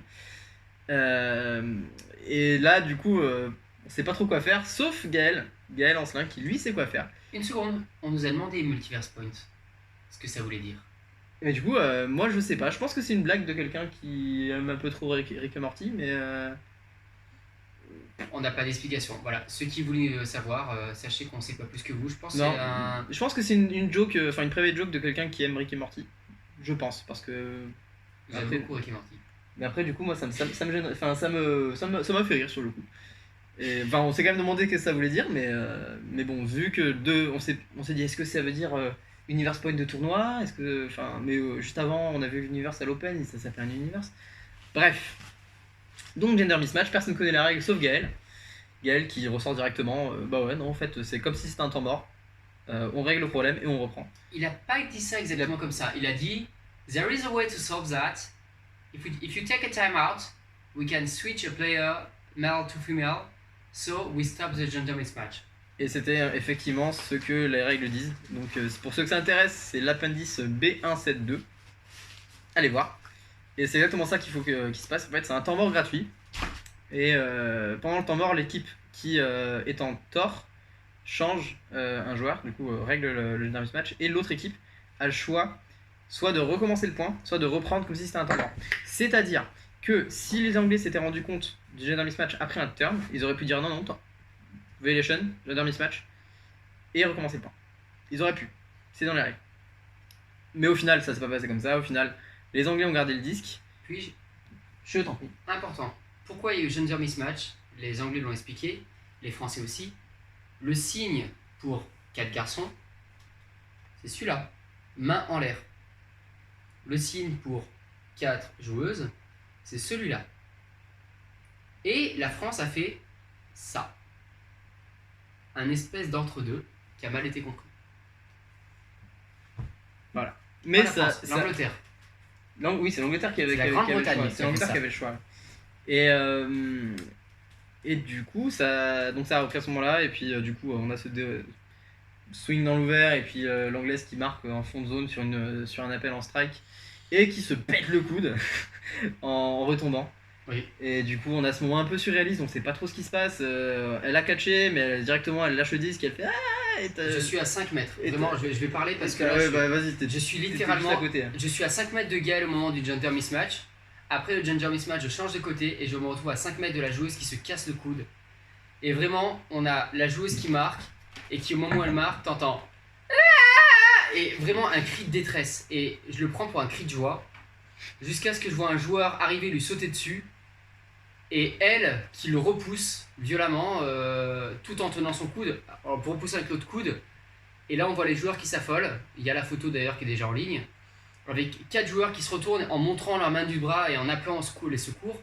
Les secours qui arrivent en moins de 2 minutes. En moins de 2 minutes, il y a pompiers, infirmiers, le médecin de la Fédé française, kiné, ostéo. Il y a tout le monde qui arrive au bord. Donc, en termes de récupération, c'est parfait. Mais par contre, on a 5 joueurs de l'équipe d'Angleterre qui ne célèbrent pas, pendant que le reste de la Grande-Bretagne est en célébration, fête le titre, et que l'équipe de France commence à pleurer. Et vraiment, à ce moment-là, je suis très très très mitigé parce que j'ai du mal à être triste pour l'équipe de France parce que j'ai vraiment beaucoup de peine pour la joueuse qui se casse le bras. Mais avec du recul, c'est très triste, mais c'est tellement épique. Toute ta vie, tu t'es cassé ça comment? Bah, en étant champion d'Europe, en marquant le point final. Ça rajoute vraiment à l'anthologie de cette finale. C'est une finale qui vraiment restera dans les mémoires et qui restera très longtemps. On pourra en parler longtemps de celle-là. On va en reparler longtemps, je pense. L'Universe Point, on se casse le coude et t'es champion d'Europe. T'as même plus besoin de faire Ultimate dans ta vie. Hein. Et au moins maintenant tout le monde connaît la règle du gender mismatch. B1, 7, 2. B1, 7, 2. Dans la Panix. Et ouais. Et vraiment c'était un Universe Point vraiment énorme. Et il faut le regarder et le re-regarder. Même si on le perd, au final c'est quand même. C'est énorme quoi. Et cette finale restera dans l'histoire, on en parlera longtemps. Et voilà. On va maintenant faire le bilan total de la compétition. On a 2 équipes qui ont dominé la compétition. On a la Grande-Bretagne et la Russie. Donc la Russie, même si au final ils font aucune ils sont dans aucune finale. On peut peut-être parler de la Grande-Bretagne avant. Ouais. Hein, ils sont quand même champions d'Europe. J'allais quand même parler de la Russie. Ouais, mais ils sont quand même champions d'Europe dans 2 divisions. C'est vrai. Et dans la 3e division, ils gagnent pas, mais ils ont une équipe qui tient à peu près la route, qui s'est fait sortir par la France et qui derrière gagne tous ses matchs. Ouais. Donc la Grande-Bretagne, ils ont raté leur match contre la France en women, ce qui fait qu'ils disparaissent dans les limbes du classement. Mais ils auraient pu finir 3e. Et du coup, je crois qu'elle termine 9e. Enfin, c'est. Ouais, c'est bien. Ouais. Ça reste bien en fait, parce qu'ils ont perdu peut-être 2 matchs dans le tournoi et à vérifier, mais c'est une bonne performance. Et puis dans les autres catégories, ils n'ont pas été ultra dominants en mixte, mais ils gagnent. Et ils ont été extrêmement écrasants en open. Ils ont galéré qu'en finale, mais ils gagnent. Et ils vont être très intéressants à suivre l'année prochaine au championnat du monde. C'est la fierté européenne, à part dans le mixte où je pense que Groot va basculer en équipe des Pays-Bas à la maison. Et donc Groot et l'équipe de France seront la fierté européenne en mixte. Je pense que la France a plus à jouer que la Grande-Bretagne. Et par contre en open, let's go GB quoi. Franchement, je pense que l'année prochaine, si on voit une finale USA-GB, ça me choquerait pas du tout. Moi, j'annonce une finale USA-GB l'année prochaine. Ah, je les vois 3e. Moi, je sens le. Moi, je vois vraiment. En fait, je vois un mauvais braquet. Je les vois en demi-finale contre les USA. Ouais. Soit une demi-finale contre les USA, soit une finale USA-GB. Ça dépend des brackets, ça on peut pas le savoir à l'avance. Ouais. Non, mais totalement. Une finale USA-GB, moi, ça me paraît très magnifique. Une finale USA-Europe. Dans tous les cas. C'est les États-Unis qui barreront la route à Grande-Bretagne parce que c'est les seuls qui ont les armes actuellement. Exactement. Et peut-être le Japon pour avoir les armes. Il y a peut-être d'autres équipes qui peuvent y arriver, mais on n'a qu'une équipe qui est vraiment évidemment au-dessus, c'est États-Unis. Ouais. Après, bon, ça c'est un autre sujet. On va parler de ton équipe. La Russie. Ah, La Russie. Oui, donc la Russie. On a dit donc que la Russie était dominante, même ils ne figurent dans aucune finale. Ils ont quand même leurs 3 équipes ont fait demi-finale et au final leurs 3 équipes perdent leur demi-finale sur le même terrain, mais gagnent ensuite leur petite finale. C'est-à-dire que la Russie a 3 médailles de bronze. C'est quand même 3 possibles. Sur 3 possibles, ouais, voilà, sur 3 catégories. Donc ça confirme leur grosse performance à Royan il y a 2 ans, des filles en particulier.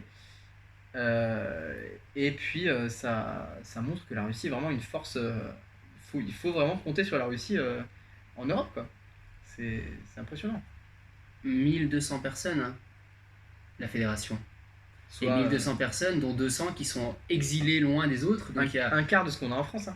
Ouais, sur la partie européenne, ils ont que 1000 joueurs, donc on a 1/5 de la France. Et aujourd'hui, la Russie, sur leur préparation au sport, c'est pas préparation ultimate, préparation au sport, la préparation, tout ça, sur l'état d'esprit, la mentalité et le jeu, ils payent. Ouais. Actuellement, c'est ce qu'on a de mieux en Europe en termes de préparation. On n'a pas la rigueur physique des Britanniques, mais on a une rigueur mentale qui est au-dessus. Après, ils ont peut-être un petit effort à faire du coup sur leur spirit et sur leur communication. Qui n'est pas vrai dans toutes les divisions. Ouais, mais sur le peu de matchs que j'ai vu de la Russie, du coup, j'ai regardé une grande partie du match où ils se prennent 3 par l'Autriche, c'est assez criant. Le match contre l'équipe de France mixte, plusieurs fois, il y a eu des calls un peu foireux, j'ai trouvé. En tout cas, peu évident. Et voilà, peu évident. Genre, il y a un moment. On dit pas qu'il n'y a pas faute, on dit juste qu'ils ne l'appellent pas dans tous les moments du match. Ouais, voilà. Bon, bref. De toute façon, on peut toujours s'améliorer en spirit. On doit toujours s'améliorer en spirit. Et voilà. Donc, ça clôt un peu le sujet Russie. Du coup, si nous bascule sur les poursuivants, il y a 4 équipes aujourd'hui en Europe qui sont des belles équipes qui, dans toutes les divisions, gênent. Ces 2 équipes, c'est l'Italie, la France, l'Allemagne et la Suisse. Qui sont juste en dessous. Pour l'Italie, l'Allemagne et la France, on n'a rien à faire là, on doit être au-dessus, on doit être au niveau de la Grande-Bretagne et de la Russie. Et les 3 n'y sont pas. Donc il y a... Où est-ce que ça pêche? Il va falloir trouver. Je pense que on n'aurait pas eu cette analyse si la France avait terminé 5e en Open. Ouais. On a cette analyse parce qu'ils sont passés à côté au niveau du classement. Les Suisses terminer une place qui est bonne en Open, ils sont 4e. Je pense que ils sont 2e en féminin. Ouais, ils surperforment par rapport à parce que par rapport à là où on les attendait, ils surperforment. Moi je pense qu'ils sous-performent en mixte. Sous-performent en mixte. Parce qu'en mixte ils s'effondrent. Et du coup on a une fédération suisse, une confédération helvétique, qui est une très belle équipe et qui est au-delà de son niveau de licencié. On a des joueurs qui ont une préparation sport. Il y a un sacrifice peut-être. Peut-être que le fait que le sport soit très cher, que la vie en Suisse soit très chère et que le sport prenne vraiment du temps et tout ça, fait qu'ils le prennent vraiment sérieusement. Mais en tous les cas, la manière dont ils abordent les matchs et la manière dont ils se prennent au sérieux, c'est beau. Après, on va regarder sur la progression globale des équipes. C'est-à-dire que quand on dit progression globale, on veut dire qu'il n'y a plus vraiment d'équipe faible qui se prend des 15-0 à tous les matchs et qui est là juste pour prendre des photos et se faire plaisir.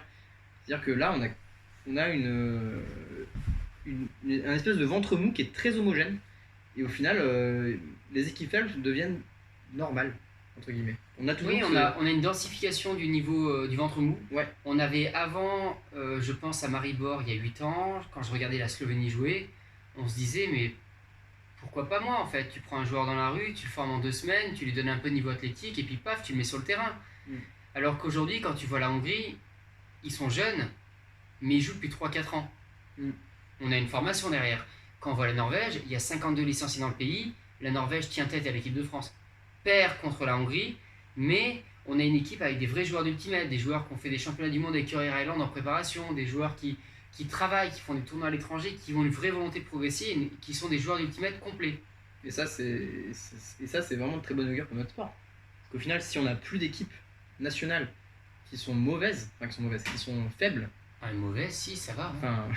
Qui sont faibles et qui se prennent des 15-2 même par les équipes moyennes, là on se dit vraiment, l'avenir est beau. Alors attention, par contre, je vais revenir sur le fait qu'il manque des équipes nationales. On n'a pas eu l'Estonie, on n'a pas eu le Luxembourg, on n'a pas eu la Moldavie, on n'a pas eu la Turquie, on n'a pas eu la Grèce, on n'a pas eu Chypre. on n'a pas eu la Roumanie, on n'a pas eu les Croates. Après ça, c'est des pays où l'Ultimate est encore un peu En phase de développement. sous-développé. Donc, Voilà. ils vont arriver aux compétitions. La Croatie a joué le championnat d'Europe, non du monde, à Londres en 2016. Mhm. L'Estonie a joué à Royan. C'est des équipes qui existent. La Turquie a joué à Royan. Donc ces équipes-là vont passer. La Turquie était forte à Royan. Attention, ils perdent de 2 points contre l'Inde, autant que l'équipe de France mixte. Mhm. Donc il y a du monde derrière. Chypre, je les ai joués au Missoul Disc. Mhm. Il y a du monde derrière, il y a d'autres équipes qui vont arriver. On va revenir peut-être un peu d'un travers des équipes faibles. Il faudra être tolérant, ils apprennent. Le Portugal n'était pas là. Mais le Portugal était là à Copenhague. Non, ils ont fait des windmills entre temps, mais ils n'ont pas joué Copenhague. Et le Portugal était là aussi sur beach, C'était c'était chez eux, mais enfin, faut quand même nuancer, c'est-à-dire qu'ils étaient bons sur beach, même si c'est un peu leur discipline reine, ils étaient quand même très bons. Voilà, donc il reste des nations manquantes. Et on attend de les voir du coup. Mais aujourd'hui, les nations qui sont présentes sont pas ridicules et sont pas là juste pour faire du chiffre. C'est ça. C'est-à-dire que quand on va prendre un joueur de régionale française qui va se promener dans ce pays-là pendant 3 mois, il ne sera pas invité à jouer en équipe nationale parce que ce qu'il représentera est démesuré par rapport au niveau du pays. Non, c'est fini ça. Bilan global du tournoi. Du coup, sportivement, c'est un tournoi qui était très bon et très intéressant à suivre, de l'intérieur comme de l'extérieur. En extra sportif, malgré tout ce qu'on a pu dire, c'était quand même correct. Grâce à la météo. Qui était clémente malgré la canicule. C'est-à-dire qu'en fait, rien n'allait au niveau extra sportif, mais au final, c'était rien de grave. Mais grâce à la météo, on a quand même. Enfin, moi non, mais vous avez quand même passé un bon tournoi. Il y a une accumulation de choses qui étaient énervantes, mais pas préjudiciables. C'est-à-dire que les points forts du tournoi ont été gérés. Vous aviez des endroits où dormir, vous avez des endroits où manger, vous avez des terrains de très bonne qualité et vous avez un service médical. C'est tout ce qu'on demande. C'était tout quelque chose qui n'allait pas, sauf les terrains qui étaient parfaits. Mais ça allait. Il n'y avait rien d'ingérable. Et finalement, l'anecdote des terrains qui sont inondés par les jets d'eau qui se mettent en marche, qu'est-ce qu'on s'en moque. Le match est fini, l'équipe qui devait gagner a gagné. Fin. Et puis dans 2-3 ans, on en rigolera. Tout ça. Oh, j'en rigole déjà. Hein. Oui, voilà, on en rigole déjà. Vous savez dans 2-3 ans, ce sera juste un bon souvenir. Il a fallu d'une bière pour que l'équipe qui a perdu ce match en rigole. Voilà, donc au final. Une bière, 1,20€. La pinte. Et c'est pour ça que c'est cool la Hongrie. Et d'ailleurs, c'est que pour ça que c'est cool la Hongrie. Dans tous les cas, le tournoi, en fait, le bilan restera positif. On est fiers des équipes de France, quelles qu'elles soient, pour chacune des aspects. Le mix sur le résultat et le niveau de jeu affiché, le féminin sur la volonté, l'abnégation et la volonté de travailler. Et puis l'Open sur cette capacité à ne pas s'effondrer mentalement et garder un état d'esprit correct et nous représenter dignement. Et dans un an, il y a le championnat du monde et finalement, maintenant, on regarde que ça. Et on a hâte. Et puis bon, l'équipe de France mixte a gagné une place en 4 ans en Europe. On se dit qu'une place niveau mondial... Ça fait 3ème. Et ça fait 3ème. Et ça, ce serait beau. Et nous, on attend que ça. Allez. Bonne soirée à tous. Ciao.